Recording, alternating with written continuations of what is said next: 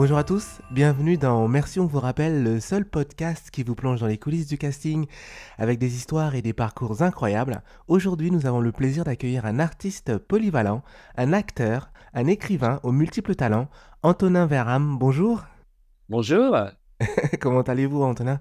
je vais très bien, je vais très bien. Je suis chez moi, dans mon salon, donc je vais très bien. Je révisais, juste avant notre appel, je révisais des textes, un fait avant. Donc voilà, je suis dans les textes. D'accord. Pour commencer, j'aurais juste une question, c'est si jamais vous deviez parler à une personne qui était réelle ou fictive, qui serait cette personne et pourquoi? Si je devais parler à une personne, oh Ouais. là là, si je devais parler à une personne, j'aimerais bien. Alors oui, j'aimerais bien parler à une comédienne qui m'a beaucoup inspiré, Mhm. qui est plus de ce monde, mais qui avait un talent dans le théâtre de boulevard, D'accord. parce que j'ai un faible pour le théâtre de boulevard, et c'était Jacqueline Maillan. Ah J'aurais ok. adoré poser des questions à Jacqueline Maillan, travailler avec elle, une masterclass, enfin, je ne sais pas, Bien mais j'aurais sûr. adoré avoir des conseils de Jacqueline Maillan. Quel genre de questions vous lui auriez posé si elle était là Je- aujourd'hui? Si elle était là aujourd'hui, je lui aurais demandé de travailler une scène avec moi. J'aurais choisi une pièce de théâtre, un boulevard, peu importe, et je lui aurais demandé de me coacher. Et je lui aurais demandé comment, à travers les années et tout ça, elle a gardé le sens du rythme sans jamais se démoder. Ah, ça c'est une très bonne question ça. Ouais. C'est pas ce qu'elle m'aurait répondu, mais j'aurais adoré lui poser cette question. Oui. Ouais, super.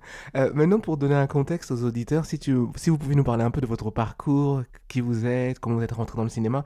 Tout a démarré apparemment à l'âge de 8 ans à la MJC de Chambéry. Oui, tout à fait. J'ai commencé le théâtre très tôt. En fait, j'étais un petit garçon dyslexique et dysorthographique. Mhm. Donc, on a découvert que j'apprenais la lecture plus lentement, que les cours étaient difficiles pour moi. J'avais beaucoup travaillé, j'arrivais pas au niveau de la quantité de travail que je fournissais. Donc, ça a été rude pour moi de voir les amis, les petits copains, les petites copines apprendre à lire rapidement, à avancer dans le programme scolaire, et moi qui étais quand même euh, bugué au même point. Et puis, j'avais cette envie de. J'ai toujours été un peu artiste dans le fond. On m'a toujours dit ma mère, j'adorais aller me déguiser, aller chercher des costumes, lui piquer des robes, des manteaux, les chapeaux de mon père. Enfin, j'ai toujours aimé me déguiser, puis créer des histoires, inventer dans le salon, dans le jardin. Enfin, j'ai toujours aimé ça, c'était en moi. Et donc, elle s'est dit que peut-être le théâtre serait quelque chose qui me conviendrait, puisque j'étais pas scolaire, j'étais plutôt quelqu'un qui avait besoin de vie, d'énergie et tout ça, et j'adorais inventer des histoires. Donc, elle s'est dit, euh, le théâtre, ça il va lui aller comme un gant. Et donc, j'ai fait mon premier cours de théâtre à la MJC, c'était la Maison des Jeunes et de la Culture. Et là, dès le deuxième cours, je me suis dit, OK, c'est ça que je veux faire. Je veux faire rien d'autre que ça. Tout de suite, ça a été une évidence, et ça l'est encore aujourd'hui. Et justement, à cette MJC, comment ça s'est passé votre expérience, vos premiers jours? C'était comment? Vous pouvez nous en parler un petit peu? Et oui, oui, les premiers jours, on nous a expliqué ce qu'était le métier de comédien. Après, on est jeune, on a 7-8 ans, donc on ne rentre pas dans les détails. Il y en a beaucoup qui sont là comme loisir. Et puis, des fois, à 7-8 ans, c'est les parents qui ont absolument voulu inscrire leurs enfants, alors qu'ils ne veulent pas du tout faire ça. Mais les parents disent, si, tu vas faire du théâtre, c'est très bien. Voilà.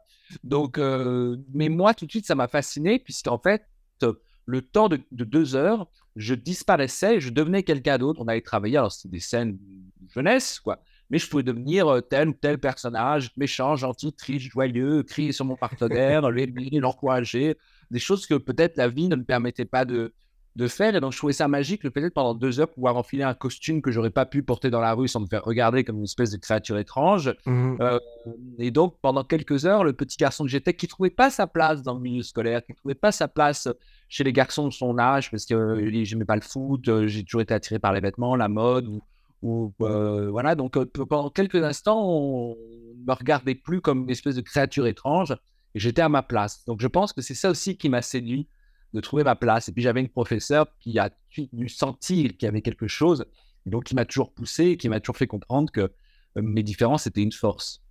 Oh, super. Il faut des gens comme ça dans nos parcours. Mais j'ai été entouré de beaucoup de personnes comme ça. Plus les années ont passé, plus ma différence s'est aussi affirmée, mon style, enfin voilà, Mhm. la personne que je suis. Et j'ai été entouré évidemment de personnes qui m'ont fait comprendre que la différence devient une force au moment où on l'accepte. C'est vrai que pendant longtemps, euh, ça peut être brutal, un peu violent, parce que voilà, mais ça peut devenir une force. D'accord. Là, on arrive à la partie de l'émission où on parle d'anecdotes. Est-ce que vous aurez quelque chose d'hilarant, inattendu à nous raconter qui vous serait arrivé dans le milieu? Ah, qu'est-ce que j'ai? Ah bah, Inattendu, c'est ma rencontre avec Lynn Renault. Bien Ça, sûr. c'est inattendu. J'ai un petit garçon de 14 ans quand je l'ai rencontré. J'accompagnais un journaliste faire un Ouais, reportage sur un tournage en Savoie où tournait Lynn. Donc, j'ai accompagné le journaliste qui était un ami. Et après des heures d'attente, j'ai enfin pu rencontrer Lynn Renault dans sa loge. Et ouais. moi, je venais en tant que jeune comédien, en tant que fan, en tant qu'admirateur. Et donc, je m'attendais juste à avoir une photo, un selfie, une photo dédicacée, un petit mot, un petit conseil, un petit quelque chose. Et en fait, ça s'est transformé en quelque chose de bien plus beau, bien plus inédit, puisque Lynn est devenue une sorte de mentor, de confidente. Et, euh, et donc, de mes 14 ans à aujourd'hui, nous ne sommes jamais lâché la main. Elle a été vraiment un Waouh. mentor, à tel point que je me suis retrouvé à ses 90 ans, comme était à Bobino. Et donc, je me Waouh. suis retrouvé, j'étais dans une table derrière à son anniversaire et il y avait à côté Serge Lama, Nana Mouskouri, Pascal Obispo, Michel Larocque. Il y avait un défi. Et moi, j'avais 15 ans 15-16 ans et j'étais là, pas impressionné ni perturbé, mais plutôt admiratif, les yeux grands ouverts, à Bien regarder tout sûr. ça, le milieu du spectacle, il venait chanter des chansons, voilà. Et donc, oui, oui, à 16 ans, je me suis retrouvé à Bobino. Je venais de ma Savoie où je suis originaire et j'étais au milieu de tout ça. Et cette ligne à 90 ans, dans une belle robe bleue, avec une énergie d'enfer, qui tourne des films, qui enchaîne des émissions, qui écrit des livres. Et je pense que ça m'a beaucoup inspiré. Je me suis dit, elle est polyvalente et surtout, elle a une force et une détermination, même à 90 ans. Donc, oui, oui, c'était inédit. C'est une anecdote assez. Voilà. Et puis, alors, c'était surprenant parce que des fois, j'étais chez moi, puis hop, d'un seul coup, mon portable sonne, il est dimanche, et je vois chez Lynn Renault. Tout le monde me regarde en me disant, mais qu'est-ce que. Mais oui, elle m'appelait, alors comment vas-tu? Les cours, Bien sûr. raconte-moi, Ouais. ton bac, est-ce que tu as eu ton bac, ton brevet? Enfin, oui, je l'ai eu dans toutes ces étapes de ma vie. Donc, oui, c'était un peu inédit, oui. C'est génial. Et comment cette rencontre avec Lynn Renault, justement, a influencé votre parcours artistique et Ah, personnel? oui, elle a énormément influé et je pense que je ne serais pas l'artiste que je suis, ni l'être que je suis sans elle, ou du moins ça Mmh. aurait peut-être demandé plus de temps. Mmh. Parce que Lynn m'a dit une chose, elle m'a dit tout ce qu'on te reproche aujourd'hui, cultive-le, c'est ce que tu es. Mmh. Et donc, oui, oui, c'était assez. Oui, oui, elle a beaucoup influé sur l'être que j'étais. Déjà, le fait est de s'assumer, d'être Bien sûr. tel que nous sommes. Chaque être humain a une Mmh. identité. On est dans une société, contrairement à ce qu'on croit, il y a quand même beaucoup de cases. On aime bien faire rentrer un peu dans des moules, un peu dans des cases, que ça déborde pas trop. Et moi, j'aime déborder, Mmh. sans le faire exprès, sans le faire être simplement moi. Et Lynn m'a vraiment poussé à être moi, et en même temps, à avoir une capacité d'adaptation pour tout jouer, et avoir une espèce de savoir se modeler au personnage et tout. Par exemple, quand j'ai joué ma pièce de théâtre, dont je suis le co-auteur, sauf toi, la vie t'appelle, au théâtre Jacques Chirac à Paris en 2021, Mmh. elle est venue à la première Waouh. assister pour soutenir la pièce, pour me soutenir. Et puis après, j'ai eu le droit à une masterclass vraiment de Lino au téléphone, en vrai. Alors voilà, telle réplique comme ça, je verrai bien ça. Elle a apporté sa contribution à la création de mon personnage. Donc c'est quand même une chance extraordinaire d'avoir Lino au bout du fil qui te dit alors je verrai bien le personnage comme ça, qui m'a permis de progresser, d'avancer. Et cette pièce, nous allons la jouer cet été du 3 au 21 au Festival d'Avignon au Théâtre Notre-Dame. Et elle y est aussi pour beaucoup si cette pièce a mûri, grandi et que je me suis amélioré. Voilà. Bien. Waouh, c'est extraordinaire. En début de l'émission, vous parlez un peu de votre différence, de quels sont aujourd'hui, vous, les défis auxquels vous faites face dans le milieu? Dans le milieu, je dirais que, bon, je suis un garçon avec un style plus particulier, peut-être plus euh, féminin qu'un garçon normal, Mmh. une homosexualité aussi, qui est Bien tout. sûr. Et donc, c'est vrai que j'ai remarqué que souvent, alors qu'on est dans une époque qui dit vouloir casser les murs et tout ça, on catalogue quand même vachement dans des registres. Et j'aime bien ce côté de pouvoir jouer un hétéro sur scène ou un garçon euh, sans lunettes, décoiffé. Enfin voilà, j'aime bien pouvoir modeler des choses comme ça. C'est des challenges aussi. Bien C'est sûr, sûr oui. que ma zone de confort, ça va être tel rôle. Et j'aime bien quand on vient me chercher aussi pour sortir de cette zone de confort, qu'on vient de me chercher pour autre chose, pour un autre style de rôle que j'ai moins l'habitude. Là, je suis dans une série qui s'appelle Before After, qui est une série, une web série qui est sur Instagram, Mmh. euh, qui sort des épisodes tous les vendredis. Et le but, c'est chaque épisode des personnages différents, un contexte différent. Donc, dans les 10 mêmes épisodes, je vais jouer un serveur, une grande folle, un grand frère, un garçon triste. Voilà, ça va être des rôles très différents. Et c'est ça qui m'excite, qui me plaît de pouvoir me travestir dans un autre personnage, que ce soit un garçon de café, un personnage hautain, peu importe, c'est cette magie-là que... Voilà. Mais c'est vrai qu'on est souvent ramené quand même, quand on a un profil atypique, au profil qu'on a. Voilà, et on peut nous proposer souvent un peu les mêmes rôles, les mêmes registres, ce qui, Mhm. moi, ne me déplaît pas, puisqu'il y a des registres, j'aime jouer de mon personnage aussi, j'aime jouer de ça, évidemment, j'adore ça, mais j'aime bien aussi quand on vient me chercher en me disant, ben voilà, on garde ce que tu es, et en même temps, on va chercher un peu autre chose de différent pour apporter encore une autre couleur. Et c'est vrai que ça nourrit. Mais est-ce que tout cela, ça a gêné des fois pour vous si vous êtes présenté à des castings et on se voit se dire ah non mais nous on le voyait peut-être plus comme ça le caractère, peut-être plus Des viril fois, ou ça peut-être. gêne, mais même dans les auditions, je me souviens quand j'ai passé les auditions du Conservatoire national de Paris, je suis quand même Mhm. arrivé deux fois au troisième et dernier tour, et je pense que les gens ne savent pas me classer, me mettre D'accord. justement dans une case. Je Mhm. suis multicase, mais bon, voilà, c'est plutôt sympa. Mais c'est vrai que des fois, on ne sait pas trop où me caser, où me ranger, hein, si je puis dire. Et donc, je pense que des fois, ça perturbe et ça bloque l'imagination qu'on peut projeter sur mon personnage. Mais c'est à moi aussi, du coup, je sais, maintenant, je fais attention à un casting, face à une directrice de casting, Mhm. peut-être m'habiller plus simplement, voilà, travailler, voilà. Des fois, j'essaie de travailler mon style en fonction du rôle, déjà Mhm. pour qu'il puisse se projeter plus facilement. Bien sûr. Voilà. Mais c'est vrai que des fois, moi, j'arrive des fois comme je style, une veste en velours, une petite broche, et puis après, je me dis, mais en tout, ça correspond pas du tout au personnage. Ouais, ouais, Évidemment, ils vont ouais. pas se projeter.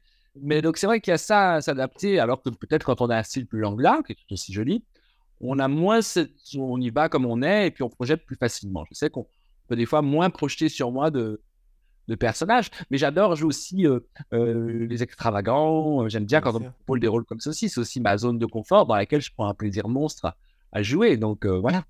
Est-ce que cette capacité à vous adapter vous viendra un peu des cours d'improvisation que vous avez pris? Parce que j'ai vu, vous avez fait plus de 3 ans de cours Oui, d'improvisation. Est-ce que c'est là où oui. ça vous a aidé? L'improvisation, c'est magique. J'ai fait de l'improvisation parce que les cours s'accéléraient, que j'avais de plus en plus de choses à retenir par cœur. Donc, les cours, les examens qui arrivaient, les textes de théâtre, ça faisait beaucoup. Donc, je me suis dit, OK, il faut que je ralentisse sur quelque chose. Ma mère m'avait dit, bon, on va quand même jusqu'au bac. Mhm. Après, tu fais ce que tu veux. Donc, je m'étais dit, OK, je peux pas arrêter le théâtre parce que c'est mon essence, c'est ma bouffée d'oxygène dans la semaine. Donc, il faut que je trouve un compromis. Donc, l'impro, s'il n'y avait pas de texte, du moins pas à apprendre par cœur, et je continuais. Et en fait, j'ai développé plein de techniques assez magiques en impro, savoir rebondir, le sens de la rupture, avoir de la répartie, savoir modeler un souci qui arriverait sur scène, quelque chose de... Voilà, donc oui, l'impro a été une vraie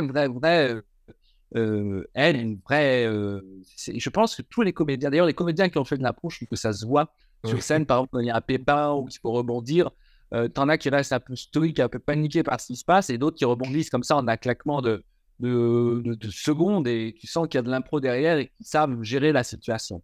Et c'est vrai que l'impro, il y avait ce qu'on appelle des matchs d'impro, Mhm. et c'était assez passionnant parce que tu arrives face à quelqu'un que tu connais pas, tu as un thème, un temps à partir, et hop, tac, un chrono et c'est parti. Donc, Bien il sûr. faut que l'imagination, elle fonctionne tout de suite, quoi. C'est sûr que si tu manques d'imagination, l'impro, ça va être compliqué, hein.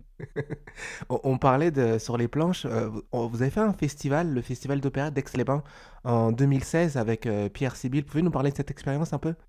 Ah oui, le festival d'opéra d'Aix-les-Bains, bah, c'est mes tout débuts en 2016. Mhm. Euh, Vraiment, en fait, Pierre Sibyl était un grand metteur en scène d'opéra et d'opérette. Et à Aix-les-Bains, il y a l'un des plus grosses manifestations d'opéra et d'opérette, qui est le Festival lyrique d'Aix-les-Bains, Mhm. que tenu par Pierre Sibyl, qui est malheureusement décédé maintenant. Et donc, j'ai rencontré Pierre, j'étais un tout jeune garçon, Oui. et il m'a dit, oh là là, un jeune passionné par ça, c'est très bien pour nous. Il me dit surtout que dans l'opérette, c'est vieillissant, ça sera très bien d'avoir un petit jeune au premier plan, m'a-t-il dit. Donc, j'avais tous les seconds rôles, le garçon de café, le directeur de gare. Donc, j'enchaînais, j'avais je sais pas combien de changements de costume, peut-être 5 ou 6. J'avais tous les petits rôles, c'était mes débuts. Et Oui. sauf que ce qui était magique, qui était une école formidable, c'est sur les 3 ans que je l'ai fait. J'ai fait les contes d'Hoffmann, l'auberge du cheval blanc, qui sont des grands classiques. D'une, ça m'a apporté de la culture, hein, que pour mon Mhm. âge, des fois. Et puis surtout, il fallait savoir danser, chanter, jouer, il fallait savoir tout faire. Et donc, je m'étais dit, oh là là, mais c'est formidable, c'est une école. Donc, on arrivait à 16 heures, on partait faire des vocalises. Donc, j'allais avec les chœurs et les choristes. J'apprenais à moduler ma voix parce que j'avais jamais pris de cours. Donc, j'apprenais, j'écoutais, je chantais, on me faisait travailler. Ensuite, il fallait que j'apprenne les quelques chorés que j'avais de danse à deux, danse de salon, puis telle danse pour accompagner les danseurs. Donc, je montais au grenier du théâtre pour répéter avec les danseurs et les choristes qui apprenaient les danses. Je redescendais pour la générale. Et ça pendant une semaine, 10 jours. Je l'ai fait sur 3 ans. Et ça a été une vraie école. Sur le coup, moi, j'ai pas réfléchi à ça. Et avec le recul, je me suis dit, c'est fou parce que c'est quand même on dit, oh, l'opéra, c'est un peu has-been, c'est ringard, mais c'est des vraies disciplines, c'est des vraies choses, c'est des vrais spectacles. Il y a du jeu, du chant, de la danse, des ballets. Enfin, et c'était assez, pour moi, c'était une expérience très excitante. Puis c'était mes premiers pas sur scène. Le théâtre du Casino avec Aix-les-Bains, qui est dans une ville thermale au bord du lac, qui est une salle de 900 places, un théâtre à l'italienne, au fauteuil rouge, aux dorures, au lustre. Et donc, forcément, quand tu rentres dans cet écran, ouais, c'était les premières fois, j'avais l'impression d'être dans un rêve. On aurait pu me laisser camper dans le théâtre, j'y serais resté aussi longtemps que possible. C'était merveilleux. Ça semble que ça a été très formateur et vous vous êtes senti dans votre milieu aussi, dans votre élément un petit peu. Oui, et puis là, c'était ma première fois où je travaillais avec des professionnels, des gens dont c'était le métier. Et donc, j'ai découvert aussi ce qu'était le monde professionnel de l'artistique. Donc, il y avait, je pense à Frédéric Barda, David Mhm. Eguren, qui était un chanteur lyrique, qui joue dans la comédie musicale Le Roi Lion, La Belle et la Bête, les producteurs. Enfin, voilà, il y avait des pointures, des gens. Frédéric Barda, c'était c'est la nièce d'Agnès Barda. Enfin, Bien sûr. c'était des pointures, des gens dont c'est le métier depuis tant d'années. Et ils ont été extrêmement bienveillants avec moi, qui étaient tout jeunes, qui venaient les voir, qui les écoutaient. Je pouvais passer des heures à les voir répéter. Et donc, oui, j'avais quelque chose, ça a été très formateur. Et puis, ils m'ont très bien accueilli, ils m'ont donné des conseils. Et il y en a que je vois encore. Donc, il y a Ah. eu des jolis liens à tisser. Oui, oui, c'était formateur. De toute façon, ce métier, c'est mon avis, je pense que bon, on peut l'apprendre dans les écoles, en cours, c'est très important. Mais on l'apprend vraiment quand on nous met dans le milieu, quand on nous lâche sur un plateau de tournage, quand on nous lâche sur le truc de répétition, quand on est dans cette spirale et tout, bah, on apprend, on observe. Et je pense qu'être observateur est très important. Moi, je suis très observateur. J'aime observer, même quand c'est pas à moi de jouer, même quand c'est pas à moi de. J'observe comment les autres fonctionnent, ce que je ferais ou à l'inverse ne ferais pas. Voilà, être observateur. Bien Derrière mes sûr. lunettes, je suis très observateur. Ça nous permet d'apprendre. Maintenant, j'aimerais qu'on s'intéresse un petit peu à votre côté écrivain, parce que vous avez écrit un livre en 2020 qui s'appelait Crois en tes rêves. Pouvez nous parler un peu de ce livre? C'était quoi le processus d'écriture? Quels étaient les thèmes Oui. abordés? Alors, Crois en tes rêves, c'est du coup mon histoire d'amitié avec Lynn Renaud. En fait, je tenais un journal intime qui retraçait mes rencontres, les mots qu'elle m'avait confiés, les petits souvenirs que nous partagions. Je tenais une forme de, voilà, un journal intime qui n'était qu'à moi. Dans l'espoir, je me disais peut-être un jour, moi aussi, je serai papa, grand-père, arrière-grand-père, et j'aimerais transmettre ce que Lynn m'a transmis, ces messages d'espoir, mais donc peut-être eux ne sauront pas qui est Lynn Renaud, mais j'aimerais pouvoir le raconter, ne rien oublier. Bon. Donc je tenais ce journal. Et puis j'ai un ami, Mathieu Barucan, qui est directeur d'une compagnie de danse et lui-même auteur. Je lui fais lire et il me dit, mais écoute, c'est magique parce qu'au-delà de l'histoire touchante entre un jeune garçon de 15 ans qui rencontre une dame de 89 ans et à qui il y a un lien qui se tisse, c'est aussi comment un jeune garçon qui ne s'assume pas, qui est mal dans sa peau, décide d'assumer qui elle est et de vivre ses rêves. Parce que Crois en tes rêves, le titre du livre, c'est Lynn qui me l'a soufflé, puisqu'un jour, elle m'a regardé dans les yeux, elle m'a dit, le plus important, c'est de croire en ses rêves. Bien sûr. Et donc, ce livre, voilà. Et donc, je me suis dit, mais écoute, si ce que dit Mathieu est vrai, alors le livre vaut peut-être le coup d'être publié, diffusé, lu, transmis. Et donc, c'est comme ça qu'est paru, je suis allé voir une maison d'édition, c'est comme ça qu'est paru Crois en tes rêves, qui a été publié. Voilà. Et donc, après, je suis parti en dédicace ou à la rencontre des gens. Et c'est vrai que j'avais plein de jeunes qui ne connaissaient pas forcément Lynn Renaud, Mhm. mais qui étaient touchés par le fait qui me disaient eux aussi, mais en fait, moi aussi, j'ai besoin de croire en mes rêves, j'ai envie de faire tel métier, tel métier. Et donc, il y a eu bon, le côté histoire touchante, il y avait des fans de Lynn, des choses comme ça, et le côté croire en ses rêves, au sens premier du titre, que je trouve primordial. Voilà. Donc, ce livre est paru. Et surtout, c'était une belle revanche aussi, ce livre pour moi, puisque moi qui suis un garçon dyslexique et qui l'orthographe a toujours été très, très compliqué, j'ai eu des réflexions de professeurs peu sympathiques qui me disaient que je n'écrirais jamais. Mhm.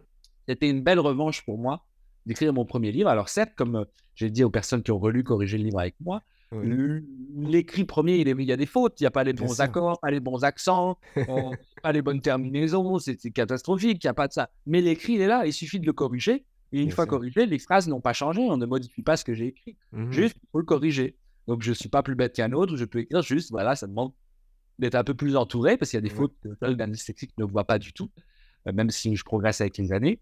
Et donc, c'était aussi pour moi une revanche personnelle en me disant, voilà, croire en ses rêves, c'est aussi pouvoir se dire et dire à ces professeurs qui m'ont dit, ah non, vous l'écrirez jamais, ou c'est catastrophique, vous dire, voilà, au fait, j'ai pu le faire et j'ai réussi à le faire. Et vous avez continué après, puisqu'ensuite vous avez coécrit la pièce Sauve-toi, la vie t'appelle. Voilà, tout à fait, cette pièce dont on parlait. Pendant le confinement, tout s'est arrêté. Enfin bon, voilà, on était chez nous. Moi, j'étais en Savoie, chez moi. Mhm, J'avais vu sur les montagnes, le lac. Enfin voilà, j'étais vraiment pas à plaindre. J'étais très, très bien avec ma maman, mon frère. Voilà, j'étais en famille. Et puis, je me suis dit, bon, bah là, il faut que je mette à profit ce temps, se reposer et regarder les dernières séries Netflix que je n'ai pas eu le temps de voir, c'est très bien, mais il faut que je rentabilise ce temps. bien Et donc, sûr. j'ai contacté Gilbert Coudurier, qui est un comédien professionnel aussi, qui a beaucoup tourné à la télé, France Télévisions, au théâtre, qui a fait plusieurs fois le Festival d'Avignon, enfin voilà. Et je lui ai dit, écoute, j'ai une idée de pièce pour toi et moi. Il faudrait qu'on l'écrive. Et il m'a dit, OK, Banco, vas-y, lance-toi. Et donc, pendant le confinement, j'ai écrit cette pièce qu'on a travaillé ensemble. Et une fois le confinement terminé, qu'on a enfin pu sortir et revoir l'être humain en vrai, on a été en scène nationale à Malraux, qui est une scène nationale à Chambéry. Et on a Mhm. créé le spectacle avant de partir jouer à Paris, puis en tournée cette année au Festival d'Avignon. Oui, oui, j'ai eu envie d'écrire. J'avais envie d'écrire. On parlait des cases.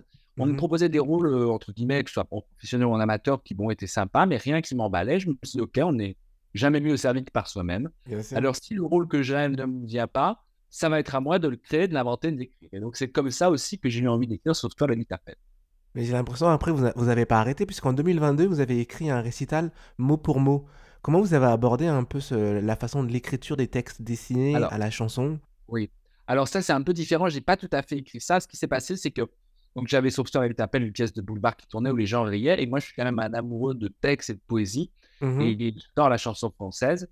Et je me suis rendu compte qu'à travers des années 50 à 90 à 2000, même à 2020, il y avait eu mhm, des auteurs, aussi bien Grand Corps Malade que Serge Reggiani, que Jean Ferrat, en passant par Amanda Lear, Sylvie Vartan. Enfin voilà, il y avait une mixitude de styles, de textes et tout. Et j'ai eu envie de reprendre ces textes, les oui. rassembler ne regardant pas les années, ni les auteurs, ni les catégories, que c'est non, juste prendre les textes que j'aimais, Mhm, les travailler comme des textes de théâtre et ajouter dessus, j'ai eu deux versions de récital, mot pour mot et double face, avec une pianiste sur mhm, le dernier.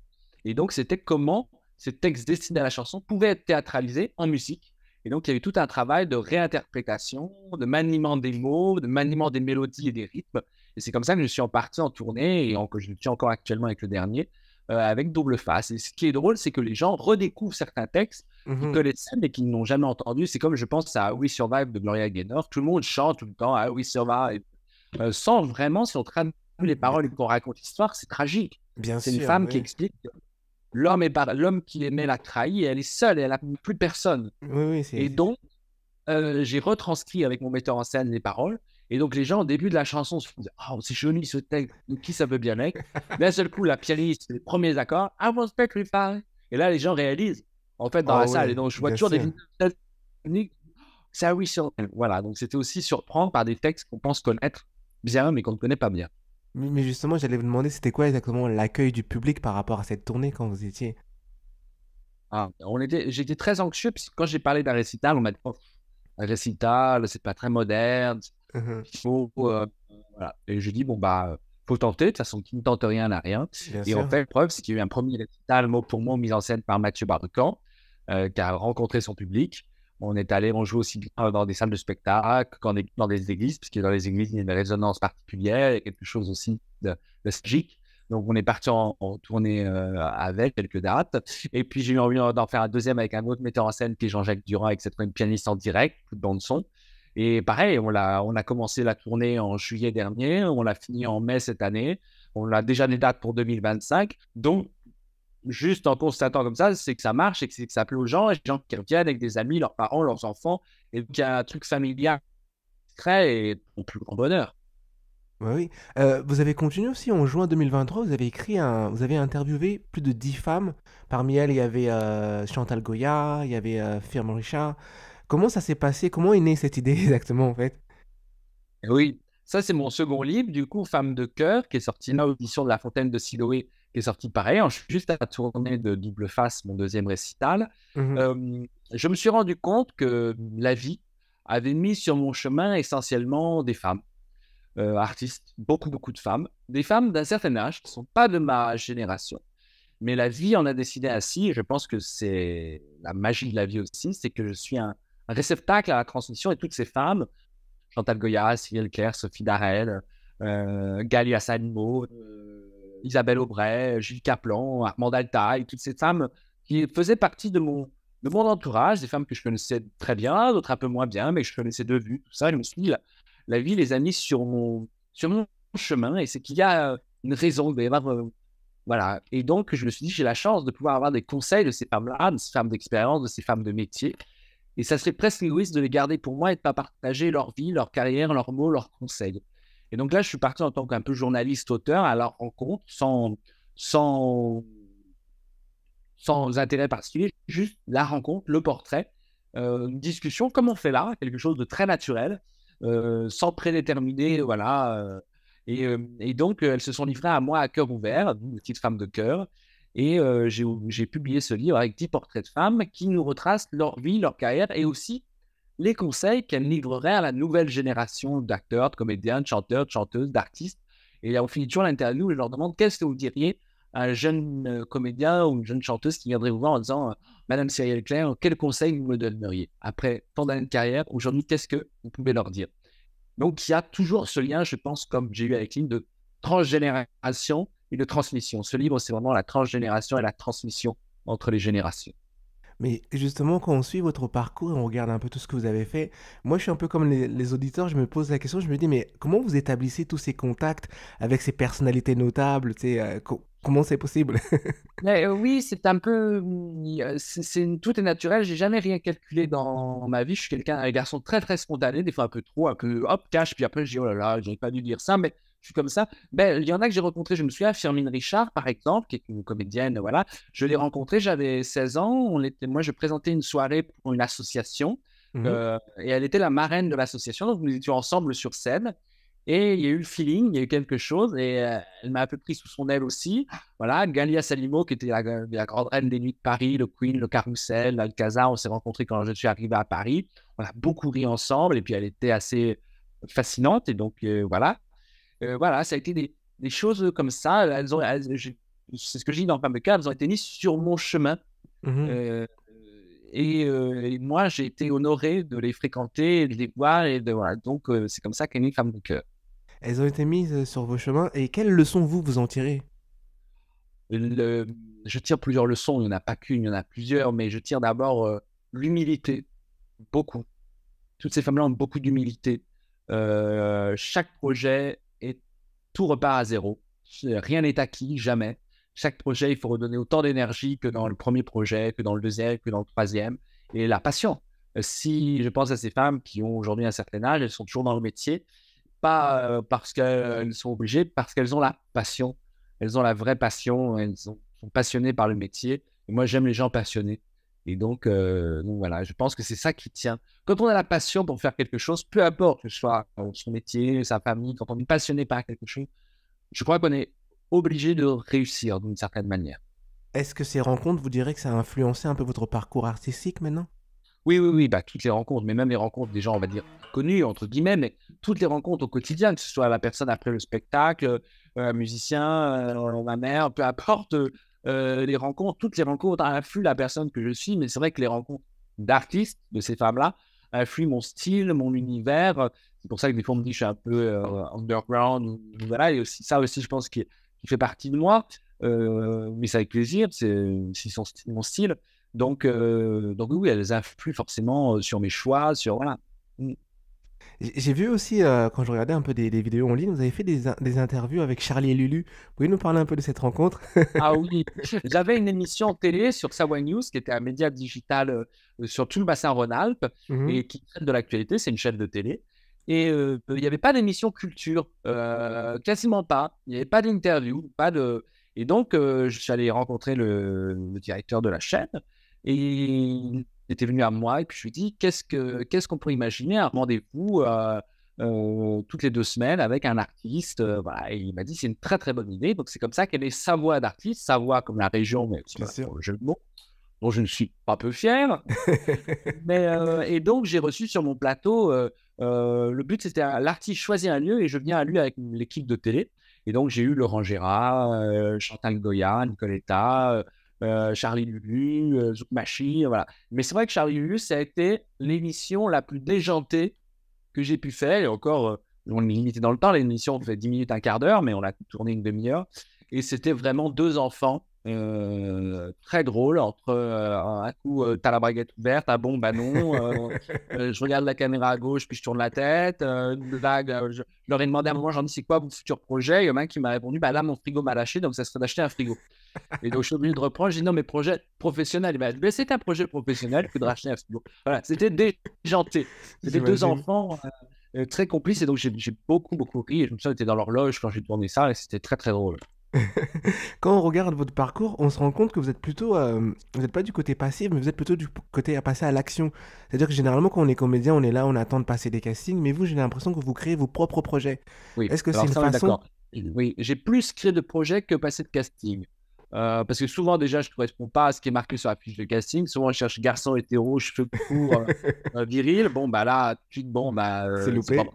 Ouais, je ne vais pas me présenter, je risque de, bon, ça risque de pas le faire. Donc, mais j'en ai souffert un peu au départ de ne pas rentrer dans tout ça. Et donc, je me suis dit, OK, on ne me propose pas autant de rêves que je le voudrais, alors que ça va être à moi de créer mes projets et de créer tout ça. Et créer un projet, c'est du temps, c'est de la passion, c'est de l'argent, c'est aussi être très bien entouré.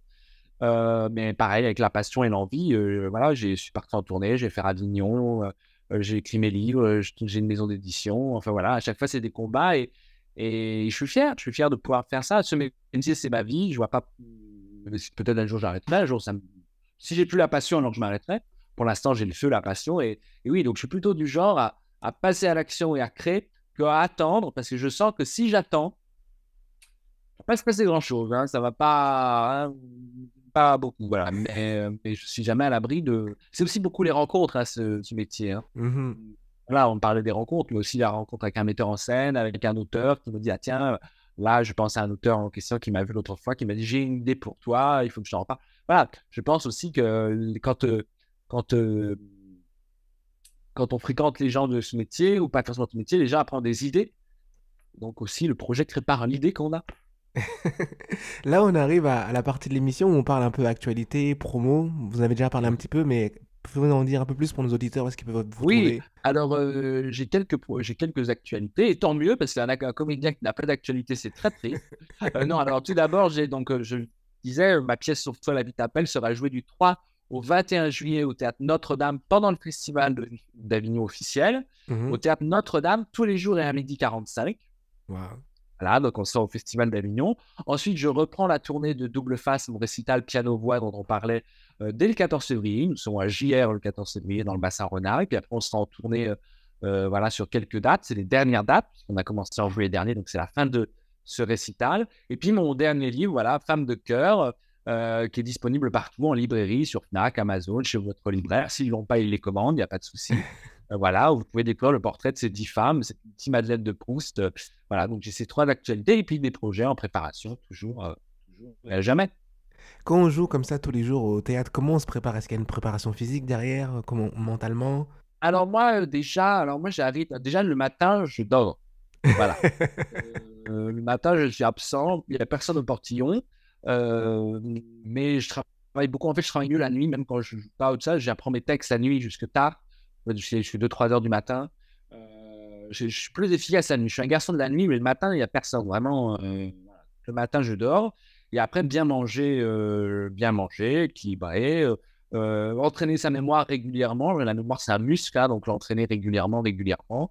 Et puis, euh, et puis se renouveler, être curieux. Et puis quand on joue pas, sortir au théâtre. Moi, je sors beaucoup au théâtre, voir plein de choses, tous les styles. Là, récemment, j'ai vu Clémentine Sélarié dans une pièce très dramatique. Je suis un membre du bureau. Là, je vais aller voir Amanda Levar dans L'Argent de la Vieille. Aller voir tous les styles, tous les genres. Voilà, et aller sortir, se tenir au courant de l'actualité. Voilà. Et puis les interviews d'autres artistes, voilà, lire. Là, j'ai lu le dernier livre justement de Nino qui s'appelle Merci la vie. Voilà, donc sortir, lire, se tenir au courant, rester dans la mouvance. Et ça force aussi, tout ça crée Bien aussi sûr. l'inspiration. Mhm, bien sûr. Là, c'est la partie tips de l'émission, c'est la partie conseil un petit peu. Quel conseil vous donnerez à ces jeunes qui aspirent à avoir un parcours comme le vôtre, mais à qui on a dit non, c'est pas possible, vous pourrez jamais écrire, vous pourrez jamais faire ça? Qu'est-ce que vous leur donnerez comme Exactement conseil? ce qu'on m'a dit, oui. C'est exactement ce qu'on m'a dit. Moi, on m'a dit un jour une phrase, si on te ferme la porte, rentre par la fenêtre, et si la fenêtre est fermée, passe par la cheminée. Oh, waouh. Voilà, et Et c'est mon prof, Olivier Belmondo, de théâtre, qui m'a dit ça l'autre fois. Et je trouve que c'est très juste et c'est ce qu'on fait. C'est pas parce qu'on nous refuse une première fois, une deuxième fois, une troisième fois. Là, quand on raconte le parcours comme ça, on peut croire que tout se fait la première fois, mais avant de trouver une maison d'édition, il y en a 4 qui te refusent. Avant de monter un projet, il y a 10 recherches de financement, 5 qui échouent. Voilà, on parle souvent de ce qui est concrétisé, mais il y a à chaque fois un parcours. Rien ne se fait comme ça en un claquement de doigts. C'est vrai que c'est quand on voit les artistes à la télé, les très connus, on a l'impression que tout est facile, mais rien n'est jamais facile. C'est pas pour autant que c'est infaisable. Donc voilà, donc je resterai sur cette phrase. Si la porte est fermée, passe par la fenêtre, et si la fenêtre est verrouillée, passe par la cheminée. Ça reste enfantin, ça reste joyeux, ça me représente bien, je trouve que c'est très vrai. C'est un super beau mot de la fin, Antonin.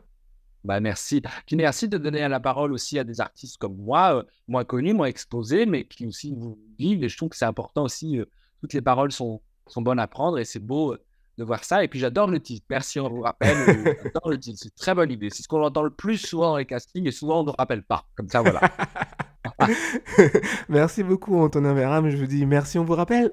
Oui, j'espère que tu me rappelleras vraiment. Bien sûr, à bientôt, Antonin. Merci beaucoup. Bye bye. Bye bye.